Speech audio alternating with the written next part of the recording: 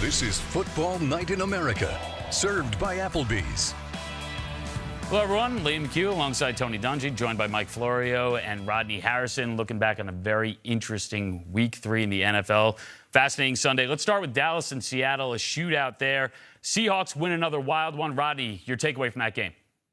Well, like I said in the pregame show, you can't get into a shootout with the Seattle Seahawks. The Patriots tried it last week. The Dallas Cowboys tried it. And I look at the Dallas Cowboys, the fact that they only ran Zeke 14 times and Dak Prescott dropped back 57 times. Usually you're not going to win a lot of those games. Well, I'm going to go on the defensive side of the ball for both of these teams.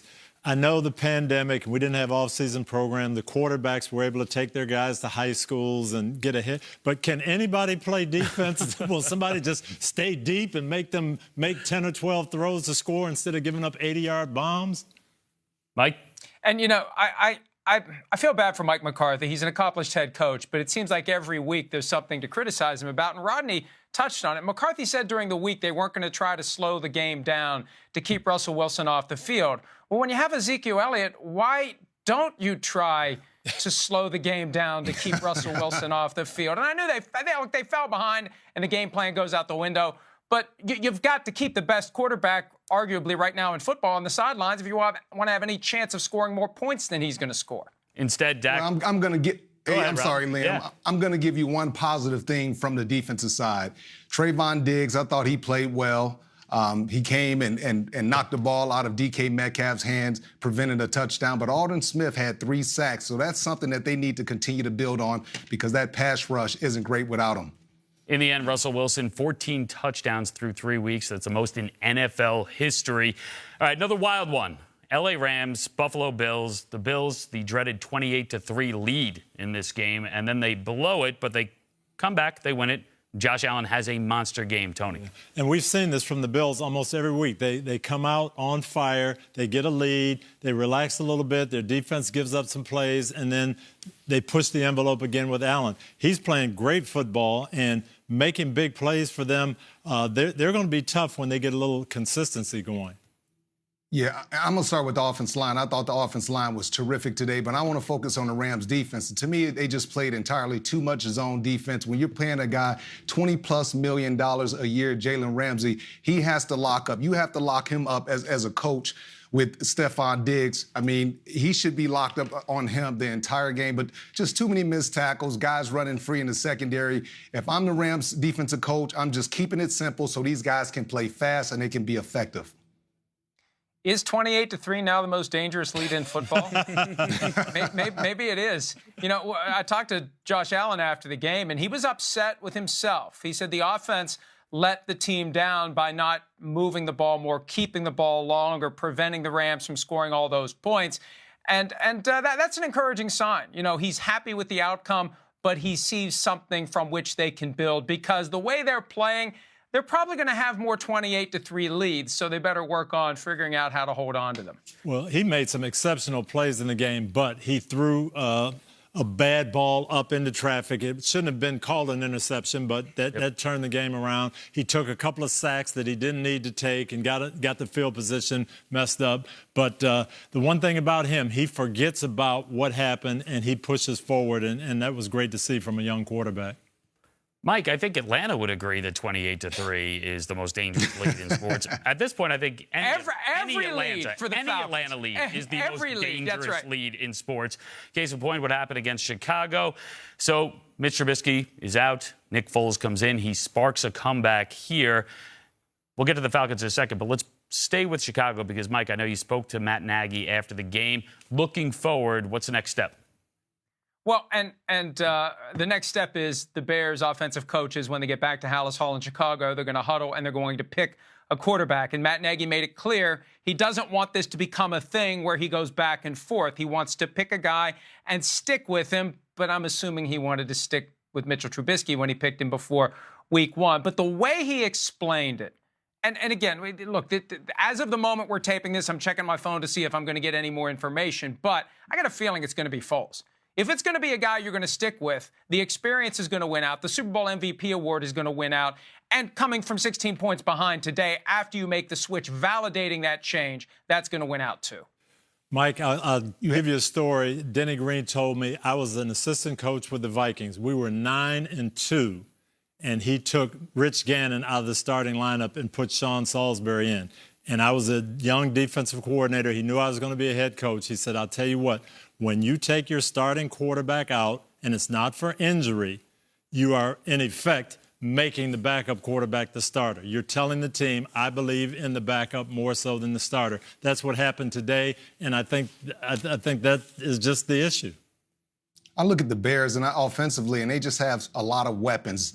And, you know, since Trubisky's been their quarterback, and I know Matt Nagy likes the fact that Mitchell Trubisky, he's athletic, he can move inside and outside the pocket, but he's just so inconsistent. And I think Nick Foles is the perfect guy because he throws a beautiful pass, and that's what these weapons and these receivers want. They want the ball to be thrown down the field, and you saw, and you talked about it at halftime, Coach. You talked about the excitement of the players when you know that if you run a 25-yard post or a 35-yard post, you know the ball is going to be right there on the money. Chicago 3-0. They host Indy next week. But, Rodney, you're down in Atlanta. Let's stay with them. Where do they go from here? Well, everybody here in Atlanta, I've got about 23 text messages exactly, and they said, fire Dan Quinn, fire Dan Quinn. He needs to go. Thomas Dimitroff, they need to make changes. At this point, man, they're 0-3. They've lost. I don't know what to say. I don't want nobody to lose their job, but at the same time, change definitely needs to be made. But they're doing things to get these leads. I mean, they're getting double-digit leads, and they look great for a half. It's just they can't seem to make the play in the fourth quarter to win a game. Even without. And guys, you have to wonder. Coach. You have to wonder what's going to happen with Dan Quinn, because last year they were 1-7 at the bye, and we all thought Quinn was going to be gone. Their bye is later this year.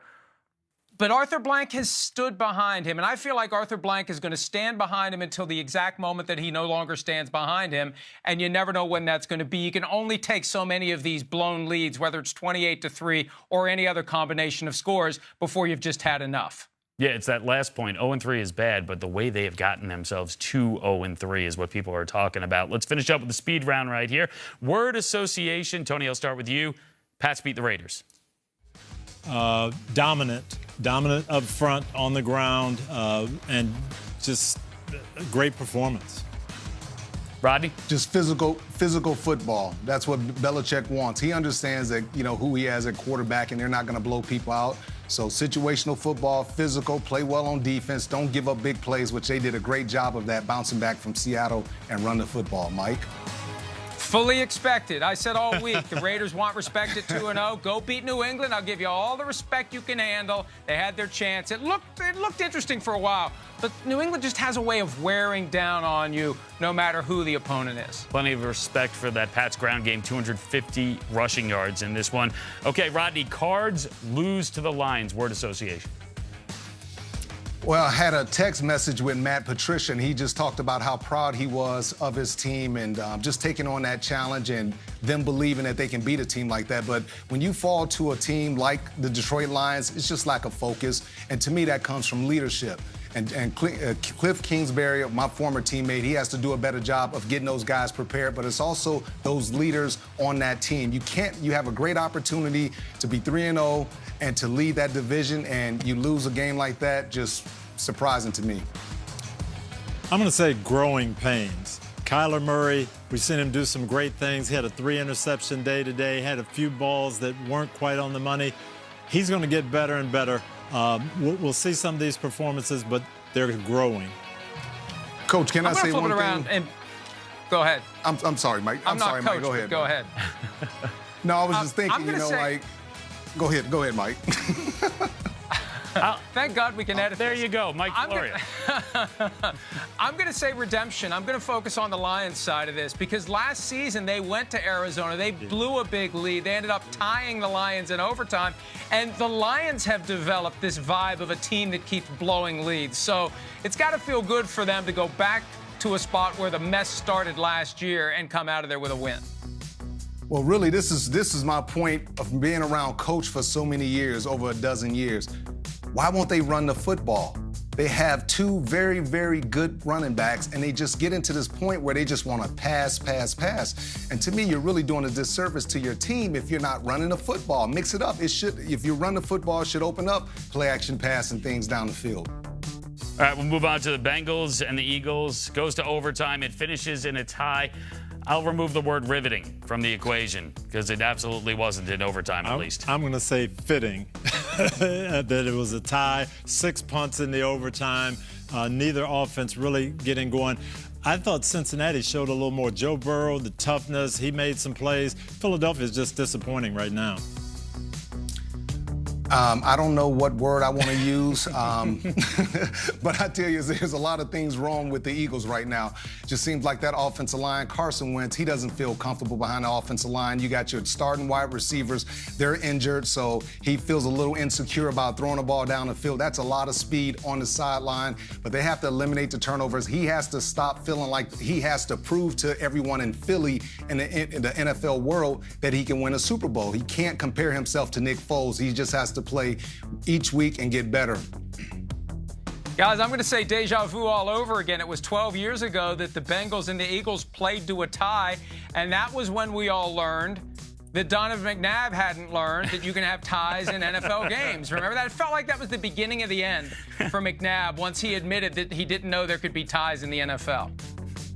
It was a great learning moment for all of us. It really was. And we learned something today about the 49ers. We learned that without 11 starters, they can put in a lot of their backups, and they can still absolutely overwhelm the Giants. They're 2-1 now. Yeah, and I think just, gosh, yeah, I don't know what to say about them other than just you have to admire that we're not going to have excuses, and we could cry about guys being hurt, but we're going to go out there and do the job and play our system. It was very impressive. Leah, I'm going to say courage because if I'm playing on turf and I see a bunch of my teammates, especially major players, get hurt and I have to go back and play on that same field, I'm really nervous. And I didn't see any hesitation from the San Francisco 49ers. They went out there, they played hard, they played tough, they played physical. So I would say courage.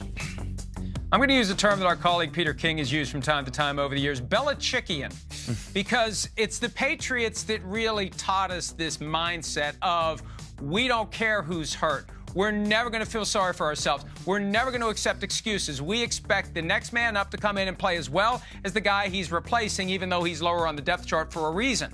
But it works to perfection when you can have that mindset permeate the entire roster. And my gosh, to handle I know it's the Jets and the Giants, but they're still in the NFL. They haven't been relegated to the CFL. To go in there and handle them with a bunch of backups is impressive. And just imagine how good the 49ers can be when they get some of these guys back. Next time we do this segment, you can do it with the torn-up sweatshirt with the holes in it, the full thing. Hey, Liam. Yes. Hey, Liam, I love you, man. I love you, too. I love you, too. I'm glad we got that in. Just had to say that. It was a magical moment we all shared together right there. There's a backstory to that. No, there isn't. He just wanted to tell me he loved me, which I thought was nice. That's it. Come on, Coach. I'm wondering why neither one of you have said it so far, but that's another story. I love you, too. It's a little late. I love you, Liam. It's just not, no. It's not as good now. Sorry, guys. Not accepting it. Rodney's the only one I'm taking right now. They can't join in, Liam. All right, let's finish up here. Steelers. They beat the Texans. Houston 0-3. Brutal start to the season, though, schedule-wise. Yeah, they've had tough opponents all the way through. They've got to get some consistency in their offensive line. They've got to make some plays defensively. But the Steelers are a good ball club, and we saw some things from them today that are going to bode well down the line. I'll say back to the old ways. I look at Houston's offense, and it's Deshaun Watson dropping back, trying to make plays, trying to do everything himself. Until they get rid of that entire thinking, and they're going to continue to struggle, Mike Florio. Something's got to give, that's what I say, because next week it's the 0-3 Vikings and the 0-3 Texans, and I think whoever loses. I mean, we've seen teams rebound from 0-4. It's not easy to do. Now, maybe with an extra wild card berth per conference, somebody could do it. You don't want to lose the first 25% of your games, and one of these two teams, barring another tie next week, is going to end up 0-4. Well, what a start for Houston. KC, Baltimore, then at Pittsburgh, they're 0-3. We'll see if they can break through next week. All right, that'll do it, guys. Good look back at the third Sunday in the NFL. As we say goodbye, let me just say, I like you all a lot. Oh, wow. We're not quite there. Almost.